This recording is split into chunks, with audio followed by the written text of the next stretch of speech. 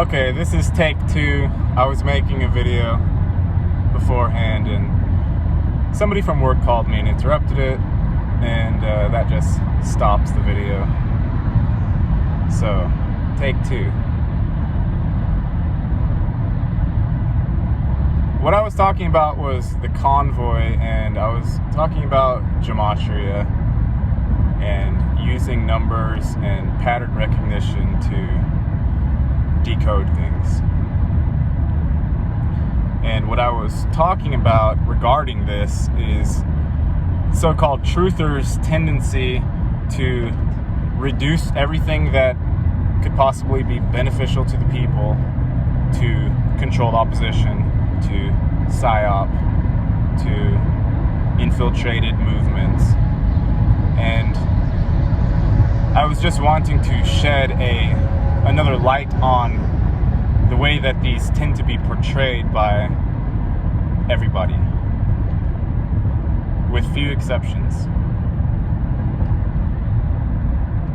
It makes it so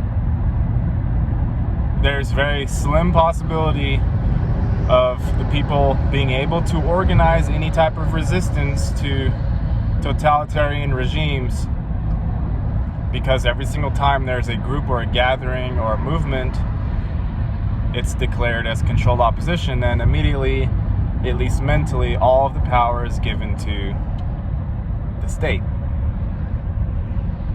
All of it.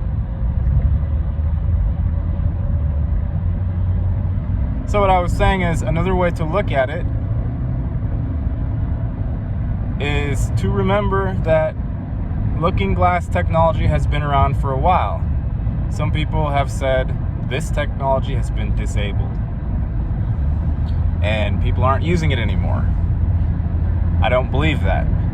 I think it's still alive and thriving.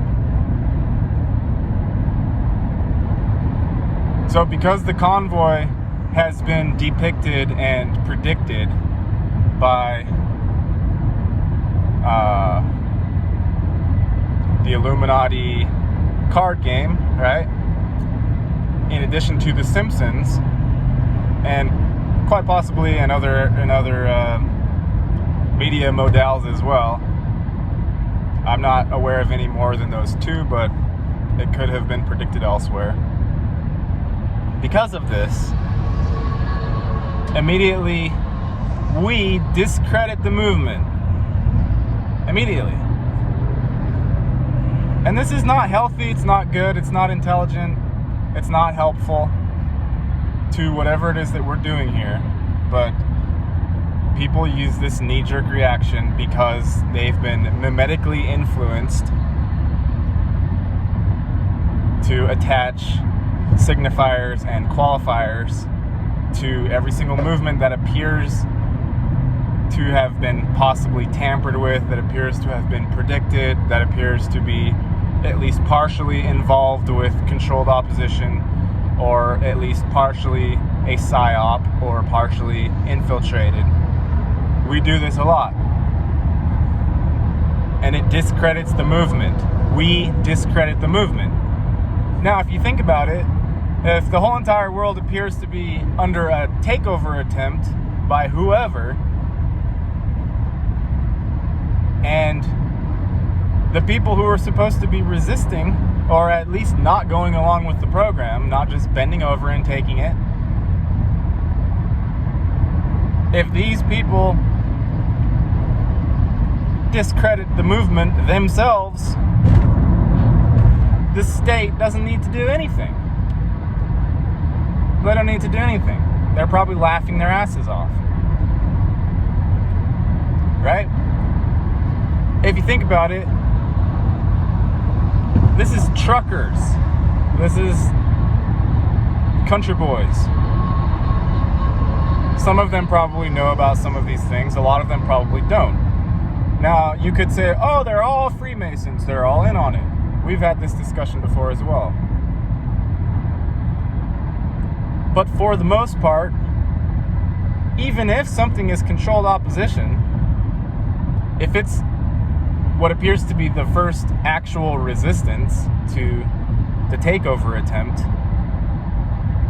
then it would be helpful to energetically aid the people who are participating, who are actively participating in this,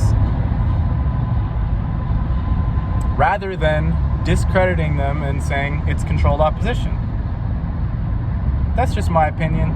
Maybe you have other thoughts on it. I also wanted to mention that if somebody, there's an opening, like there's a big opening for gematria, for perhaps a gematria channel, for a decoding channel, where you very specifically intend to decode things sans the negative association with the J's and so on.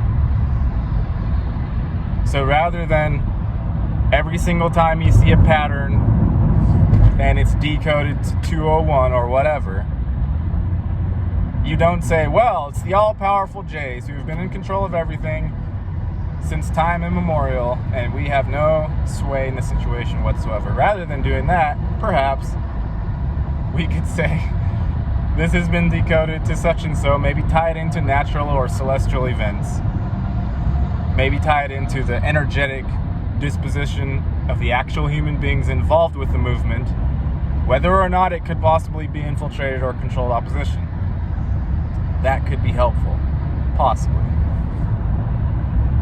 The second thing I wanted to talk about was Australia, and with a very small decode of my own, and I've never heard anybody say this, so maybe I'm the first one to notice, but probably not.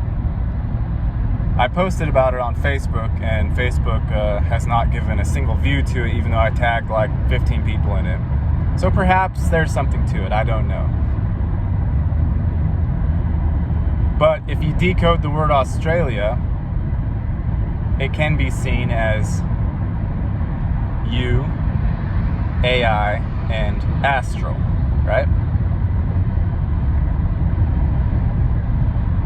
You, AI, astral.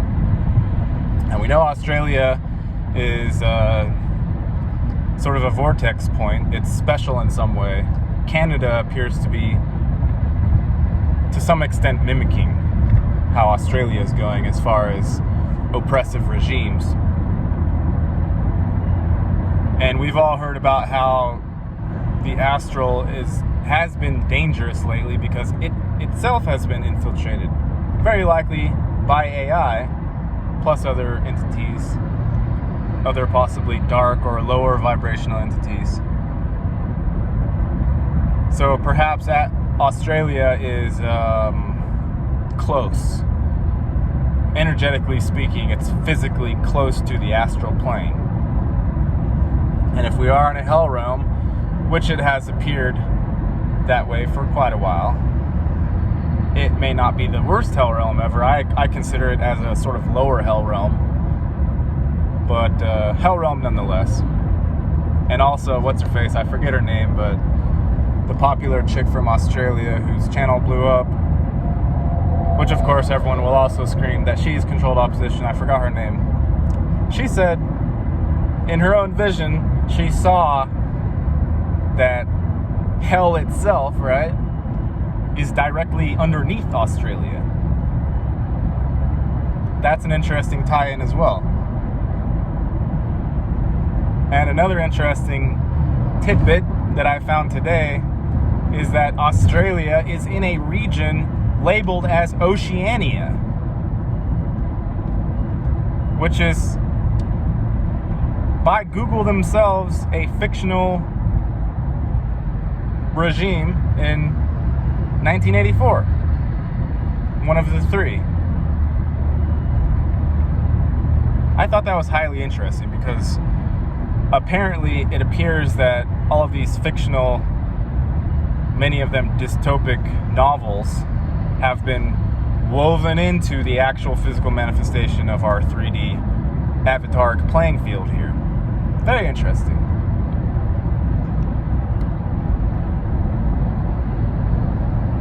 You and Professor AI in Astral University.